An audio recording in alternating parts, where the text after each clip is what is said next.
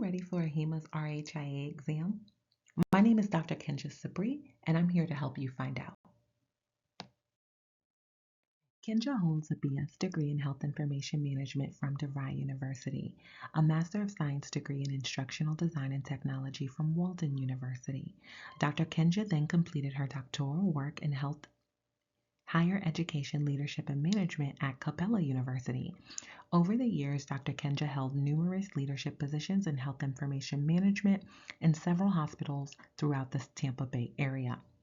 Kendra became an AHIMA member in 2006. Kendra earned her RHIT on July 1st, 2009, superseding it with her RHIA on July 24th, 2010. Kendra transitioned into education as an adjunct for Health Information Technology program in 2011. Kendra earned the CCA in 2017 to share the experience with her students. In 2021, Kendra became a member of HIMSS and earned her CA HIMSS credential. Kendra transitioned full-time into academia in 2015 and found her passion for teaching, mentoring, and helping students earn certification and secure employment in HIM. This is when the HIM certification coach was born.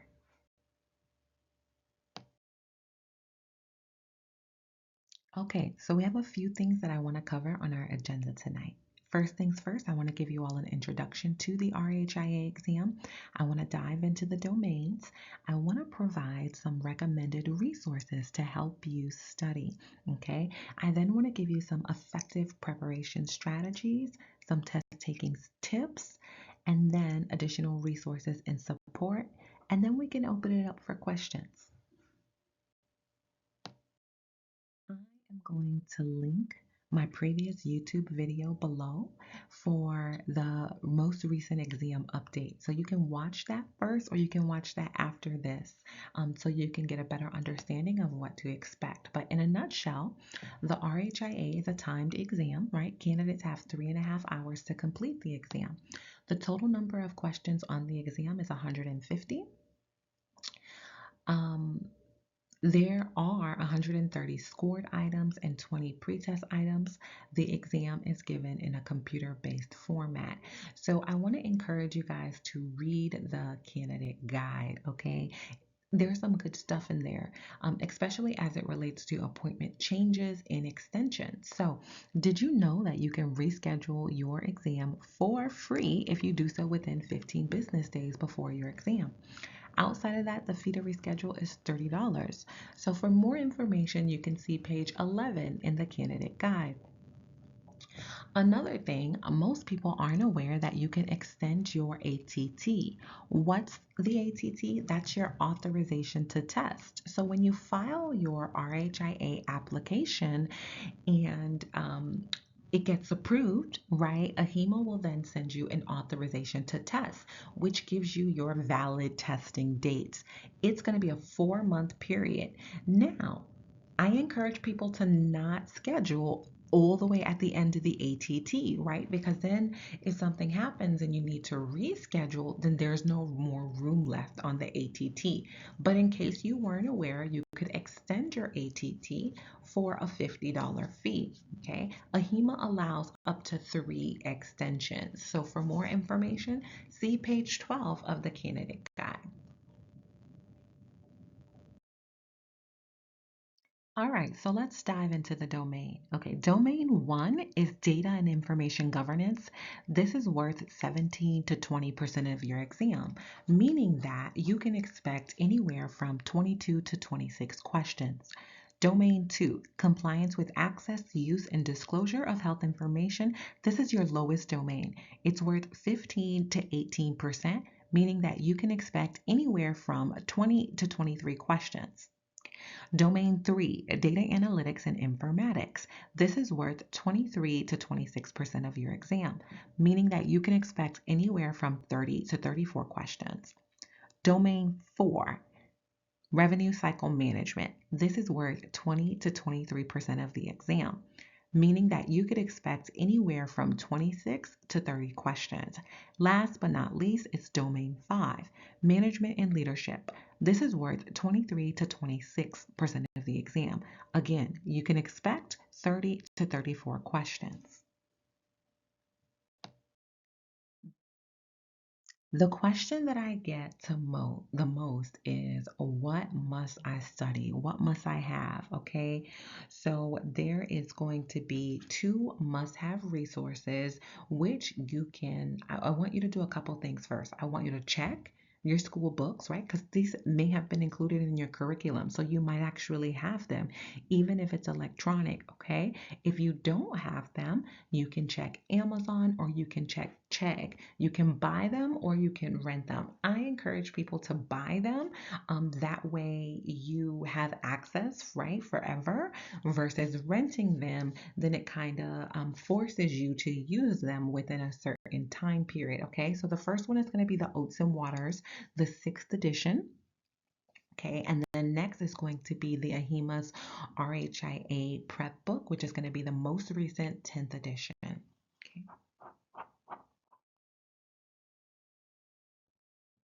All right, so a frequently asked question: what is the proposed timeline? And of course, this is going to be up to you. This is going to be based on what you feel most comfortable with, your family life, your work schedule. What are some other demands that you have in your life? That's going to significantly impact, how much time you carve out to prepare for your exam. Okay. However, I am going to say that I highly recommend, if you are prepping, if you have the time, right? Prep in 6 weeks, but ideally I would say the time frame would be about 12 weeks. Okay, if you can dedicate a full 12 weeks, that way you have time to do the reading and not feel rushed, right? Then that would be a great timeline. So I would say anywhere from 6 weeks to 12 weeks.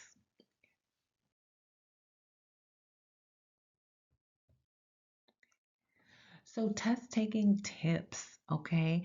To optimize your performance on exam day, I want you to effectively navigate through the tests, minimizing errors and maximizing your potential for correct answers. So, what does that mean? Multiple choice tests, you have a 25% chance of passing, right? So, in my courses, I teach you how to identify keywords. I teach you how to eliminate, right? Your process of elimination. So you could eliminate two or more choices to increase your chances from a 25% chance to at least, right, a 50 to 75% chance.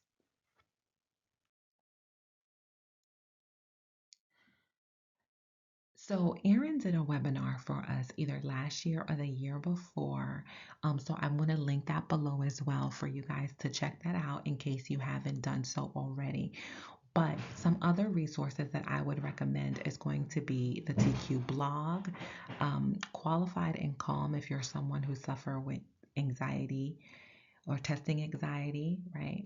Your EAP, what's an EAP? That's going to be the Employee Assistance Program or your Student Assistant Program at your school. They tend to have mental health resources that you could check out prior to taking your exam. And then AHIMA also offers accommodations. So if you are someone, again, who suffers with anxiety, not even just anxiety, right? Let's say you're somebody who is a diabetic and there's no eating in the testing center, but you need to bring your snacks and you need to bring drinks. That's a form of an accommodation. If you need extended test time, or if you are easily distracted by the things around you, noise, you could potentially get put into a room by yourself. So there's several different accommodations that might work for you if you are someone who struggles with testing anxiety. So I would encourage you to go onto the AHIMA's website, look for the accommodation forms, and fill that out and send that in with your application. Okay, it's a lengthy process. If you were to file your application, schedule your test, and then decide that you want to apply accommodations afterward, because then they're going to cancel your test, right? And then to make sure the testing center that you choose is able to accommodate you. So it's just a smoother process if you're able to send those forms in at the beginning. All right, while you're watching this video, I see you doubting yourself. I see you questioning your capabilities and wondering if you're truly enough. But I want to challenge that perspective for a moment, right? Instead of asking if you're capable, why not ask yourself, are you willing? Are you willing to invest in yourself, to nurture your talents, and to expand your horizons? Growth isn't just about the external world recognizing your worth, it's about you recognizing it first. So I want you to take a deep breath, gather your courage, and let's venture into this journey of self discovery and growth together. Because, my friend, you're more than capable. So now I want to talk about active versus passive learning. There is a difference. I work with so many students and they will say to me, well, I read the book, right? I answered the questions, right? So this is a cognitively passive approach to learning, right? I previewed the reading before class. I came to class, right? I highlighted in the textbook. So now I want you to think, what can I do if I'm still struggling with comprehension, right? If I'm still not understanding the material, is there anything else I can do? Yes. I want you to focus on active learning. What does this mean? I want you to ask yourself, how does this concept work? And why does it work this way? I want you to write down your own study questions. I want you to think of this as a puzzle, and I want you to fit all of the facts into a bigger picture, right? I want you to tell me I closed my notes and I tested myself on how much I remembered. Okay. Can you spot the differences there? So, first things first, I want you to craft your plan. Okay. So, what does that mean? First step, you've accomplished the first step. You've attended an information session. Step two is determine when to test and schedule your exam. It's easier for us to work backwards because then there's not much wiggle room. You have to study, right? I feel like when we leave the dates open, we allow it to drag on or we keep postponing when we're going to get started. Step three, I want you to create your plan. What does that mean? That means when are you going to study? Are you going to carve out certain days of the week, certain times?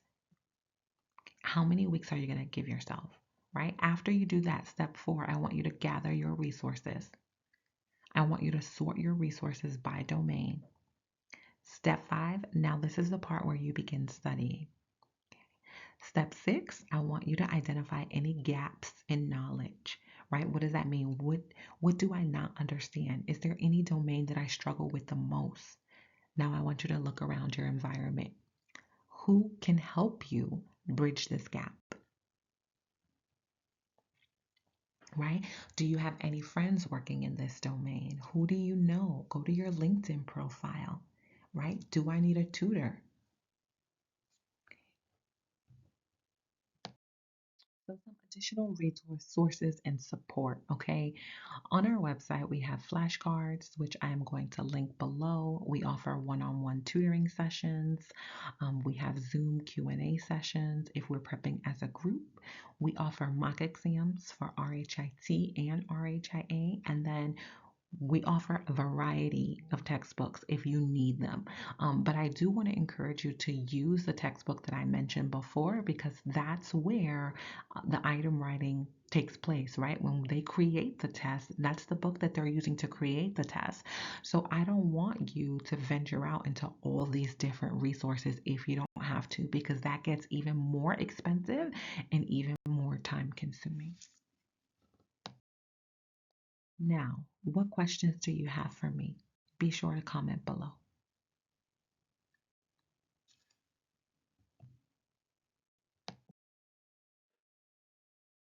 Thank you for watching this presentation. I hope that it was helpful to you. Again, if you wrote some questions below, I'll be sure to hop in and answer them. But if you're ready to work together and accomplish this RHIA exam, comment ready below and I'll send you access to our courses, our mock exam, and all of the resources to help you make sure that you get certified today.